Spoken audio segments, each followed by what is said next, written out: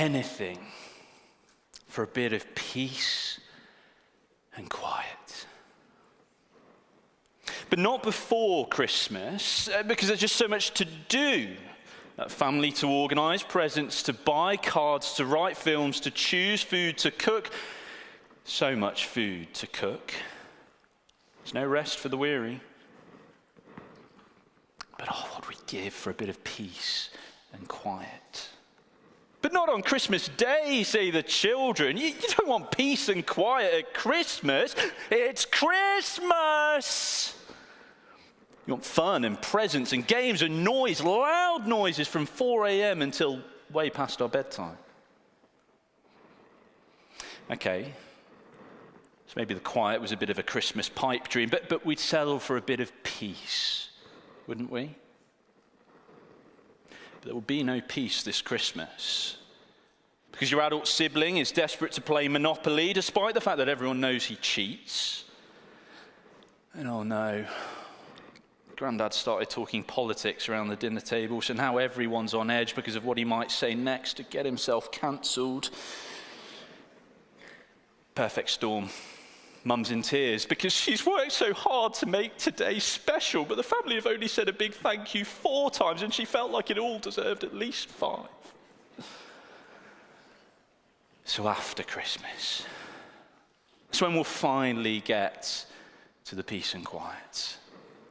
New Year's. And we always get a bit reflective around New Year's, don't we? Reflections on the year past, resolutions for the year ahead. And it all leads us to realize that it's not just at Christmas that we feel robbed of peace and quiet. As we look for the peace out there, we reflect on the constant conflicts covered on the news, the polarized politics plastered all over our phones, and the cost of living crisis that pinched our pockets. And it wasn't a playful pinch, Tesco. So if peace can't be found out there, well, we look inside. Make resolutions to improve, change, be better, and find the peace and quiet within. But in looking for peace in here, all we find is that inner restlessness that we can't quite shake. Anxiety that shows up uninvited, relationships that feel strained, guilt that we can't outrun, and fears for a future that is beyond our control. We all long for a bit of peace and quiet. We talk about it, wish for it in here, out there, and yet we can't seem to grasp it, can we? But what if in the midst of our stress-filled world, we could have peace and quiet? Real, lasting peace and quiet that holds up even when life gets loud. What if that is what God was offering you this Christmas, this evening? Peace from above that solves the peace and quiet problem that we have in here and that we see out there.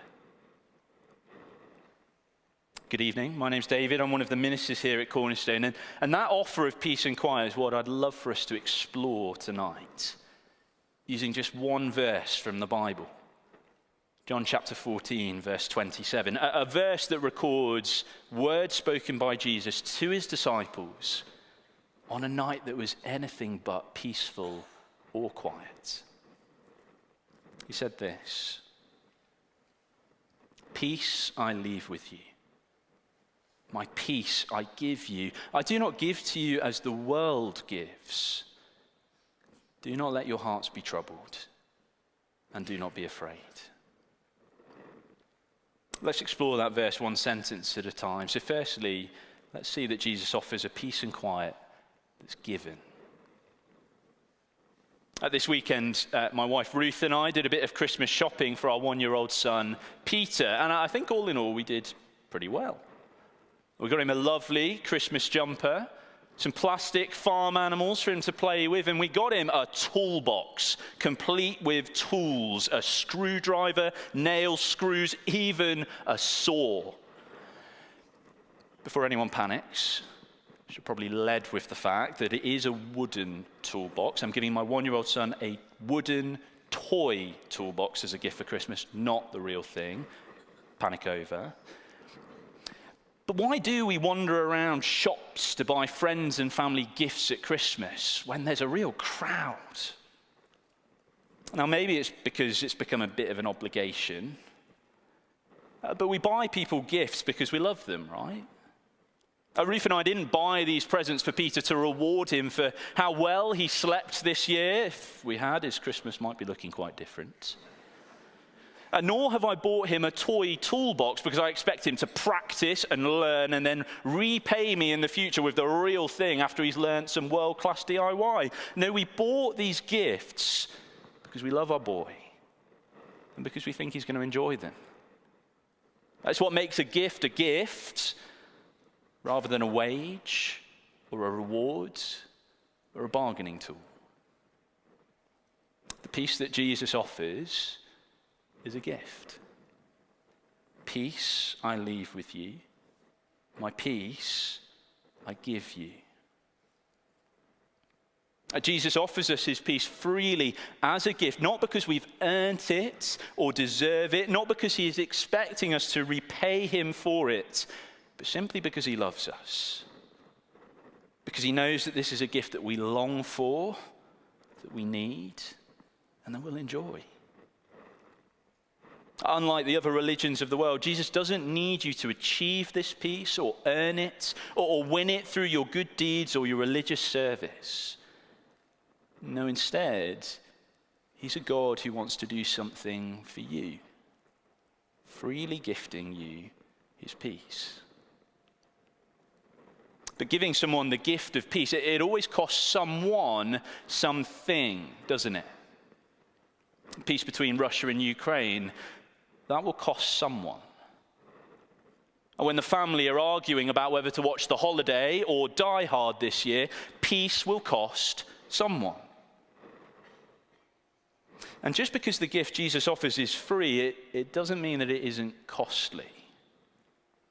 Because good gifts are always costly for the person who is giving.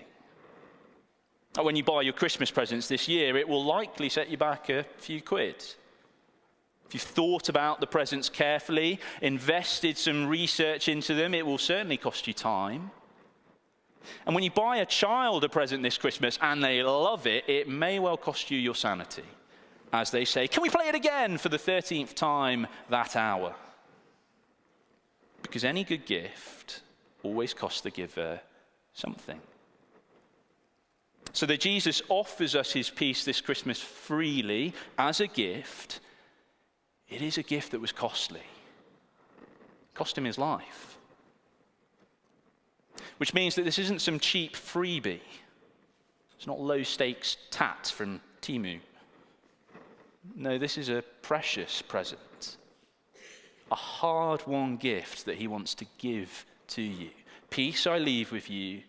My peace I give you. For everyone who comes to Jesus, they are offered the gift of peace, Jesus' peace. And anyone can receive it if they simply choose to unwrap it, open it, accept it with thanks. It's not a peace that you've got to maintain or work for or negotiate. It's not an exhausting kind of peace. It's not a peace that you've got to buy, purchase, or take out a finance agreement for, because it is a peace that is offered to you by Jesus freely, at great cost to himself, as a gift. The peace and quiet that we all long for, that we give anything for, that is always just beyond our grasp, is available to all who come to Jesus this Christmas, gifted to us by him because he loves us. But okay, what makes Jesus' peace any different to the other places we look for peace in the world? What makes it special, unique? Well, look with me at how our verse continues. Peace I leave with you, my peace I give you. I do not give to you as the world gives. A second sentence for us to explore. We see that Jesus offers a peace and quiet that's different. I wonder what special Christmas traditions take place in your house. Christmas traditions are one of the things that make Christmas really special, aren't they? The same things that we do every year that are passed on from one generation to the next. But I feel like this year I've seen and heard a rise in people looking to step away from the traditions, shake Christmas up a bit, and make it a bit different. For the very first time, I've come across heavy metal Christmas carols. Quick Google gets you interested later on. Let me know. I'll put in a word with the band for next year. Looking forward to the solos. I've also heard someone say that they're planning to add onion rings as one of the sides to their Christmas dinner. Now, in all honesty, when I first heard that, I thought it was an abomination. But that one's actually begun to grow on me. And then each year we have the big brands releasing their Christmas ads. Some going traditional, trying to pull at the heartstrings, and others going for something really different to make themselves stand out. I think there's a danger that when we consider the peace that Jesus offers, we think it just falls into the traditional camp. We've tried that, heard it before. I like it, we'll come back next year. But I want us to see that the peace that Jesus offers this Christmas is one that stands out from the rest. He offers us a different kind of peace this Christmas. Remember, he said, "Peace I leave with you, my peace I give you. I do not give to you as the world gives." How does the world give peace? What does the peace of the world depend upon? What does your peace depend upon? Well, maybe it's a peace that depends on money. I'm fine as long as the bills are paid and the credit card isn't maxed. Or a peace that depends on success. I'll feel peace and calm when the promotion comes, the kids behave, or the house is finally clean. Peace that depends on control. I'll be at rest when everyone and everything does what I want. Peace that depends on circumstances. I'll feel at ease when the traffic clears, the weather's good, nothing goes wrong today. A peace that depends on other people. I'll be calm if my family, friends, or colleagues meet my expectations. A peace that depends on a shared understanding. We're delighted to announce that a ceasefire agreement has finally been reached. A peace that depends on performance. I'll only relax if I've done everything on my to-do list perfectly. A peace that depends on the past or the future. I can't be calm now because of mistakes I've made. Fears about what's coming next. The peace the world gives, it comes in many different forms. But do you see how every one of those is conditional, fragile, temporary? When the situation changes, well, the peace disappears. But Jesus says, "I do not give to you as the world gives." The peace Jesus offers is unique, different to any other peace out there because he deals with the very heart of our peace problem, the vertical problem between us and God. It's not just peace out there or peace in here that's the problem. If we go back to the root of it, then the Bible makes it clear that our longing for peace and quiet, it stems from the fact that each of us as humans is by nature at war with the God who made us, and therefore at war with one another and feeling that war in here. We don't want God as our ruler and king. We want to be in charge. We don't want to live according to what he says is good for us, because I know best. And so since the Garden of Eden, for all of human history, each one of us chooses to rebel against our Creator, stealing the crown, setting ourselves up as little independent rulers, declaring war upon our Maker. But that vertical peace problem, it inevitably becomes a horizontal one too. Because now when someone comes along and tells us how to live our lives, we say, "Sorry, who are you? You're telling me how to live my life? I'm in charge here. Crown, stay in your lane. Focus on yourself." And then we see the family conflict, the local conflict, the global. Which is why the Bible says we feel this constant longing for a bit of peace and quiet. It all stems from the fact that we are living at war with our God, which inevitably leads to war with one another. A war that we started, but that no matter how hard we try, we cannot fix. And so because we can't fix the problem, we need God to step in and give us his peace from above. Which is why Christmas is such good news. Because at Christmas, we joyfully remember that when God took on flesh and entered our world in the person of Jesus, he did not come to destroy us or smite us or judge us for our rebellion against him.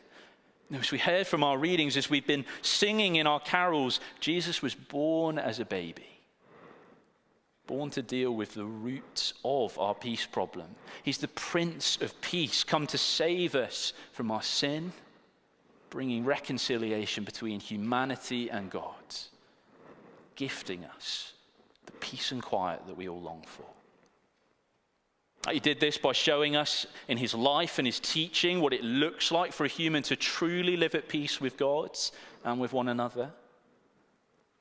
He did this by choosing to die on the cross for us, as we remember at Easter, receiving the judgment we deserve for our war against God, so that instead of judgment, all who come to him in faith might receive peace with God, from God. And Jesus didn't stay dead. 3 days later, he rose again, triumphing over death, the greatest enemy of peace and quiet that our world has ever known, one that looms over us, showing that Jesus alone has power over even the grave. The peace and quiet that we all long for, that we'd give anything for, that is always just beyond our grasp, is available to us freely this Christmas in Jesus' life, death, and resurrection. Because he loves us. From Jesus to you, the gift of peace with God. No longer an enemy of God, but a friend. No longer at war with him, but enjoying peace. Available to all who humbly come to God and say to Jesus in prayer, thank you. You really didn't have to buy peace with God for me, the way I've lived my life. Certainly don't deserve it. But this is the different kind of peace that I need, that I'd love to receive and live in light of. And so I lay my stolen crown down before you and recognize that you're king, that you alone have brought the peace that I was powerless to bring about myself. Doesn't have to be those particular words, but is that the kind of humble prayer that you've prayed before God this evening? Or are you still exhausted, trying to achieve peace and quiet in your own strength? Are you restless, continuing to live as an enemy of God when it is in Jesus alone that a different kind of peace can be found? Well, finally in our verse this evening, final sentence, we see that Jesus offers a peace and quiet that works. If I may, I'd like to address the elephant in the room. My Christmas jumper. I know, some of you have been thinking, what do you mean? That's an incredibly minimalist, tasteful, fashionable Christmas jumper. Thank you for those kind thoughts. But those of you with very eagle eyes in this dark light might have spotted that my Christmas jumper has got fairy lights on it. And you've been wondering, why haven't you switched them on, David? And the answer to that is that the fairy lights on my Christmas jumper, they look good, only they don't work. I got it from a charity shop because I saw it had fairy lights on it, and I thought that's a bit of me. But for some reason, ever since I'd washed it in the washing machine and forgot to take the batteries out, it hasn't worked. It's a mystery. So it still looks nice. It doesn't work. Maybe you think that the peace and quiet that Jesus offers this evening is a bit like my Christmas jumper. It looks nice. Love hearing the story. Good readings, yeah. But come on. Can't really work, can it? People devoting their life to this. Come on. Can't work. At least not in the real world. Well, look with me at that final sentence in our verse. Peace I leave with you, my peace I give you. I do not give to you as the world gives. do not let your hearts be troubled, and do not be afraid. Because Jesus has sorted out our vertical peace problem with God, it means that Christians can live at peace horizontally, in here and out here with one another. If you've come to Jesus and asked to receive his peace, then this Christmas you do not need to fear, because he's with you. Emmanuel, whatever you're going through. Don't need to feel guilty or shameful, because he forgives you all your sins, washes you clean. You don't need to be uncertain, because he holds your future and he holds you. You can face suffering, because he promises hope, and that one day he will come again and make all things new. Don't need to be anxious, because he is in control. He knows what you need. The peace that Jesus offers to you doesn't just work at Christmas. It's not just a feeling that's here today, gone tomorrow. No, this is a peace that works in every season of life. The mountaintops and the valleys. If you were brought by someone here this evening, you might know this. If you're here just visiting, then do get to know people in our church family, because some of them are going through some real highs, some real lows this Christmas. Everything you can think of. But regardless of the changing circumstances in their lives, each one of them can know peace this Christmas.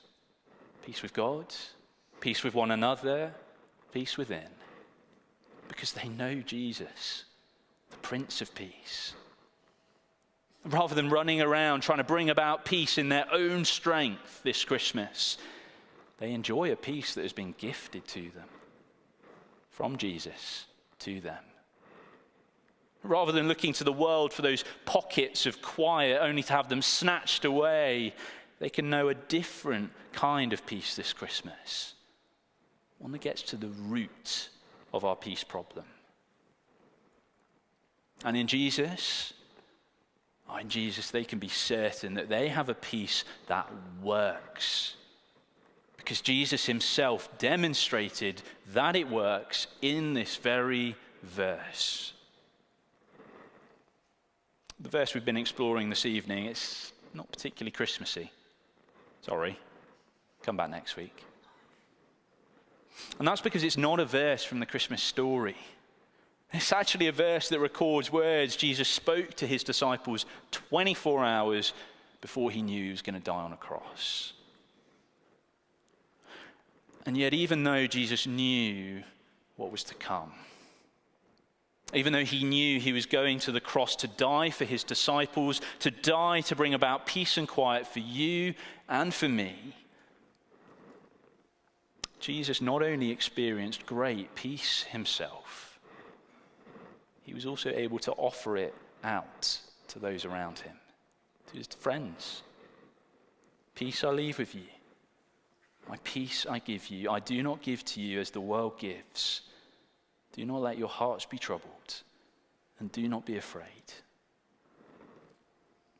If this is a peace and quiet that you want to explore more in the year to come, or you want to receive for yourself for the very first time, even this evening, then you are invited to find the peace and quiet that you're looking for in Jesus.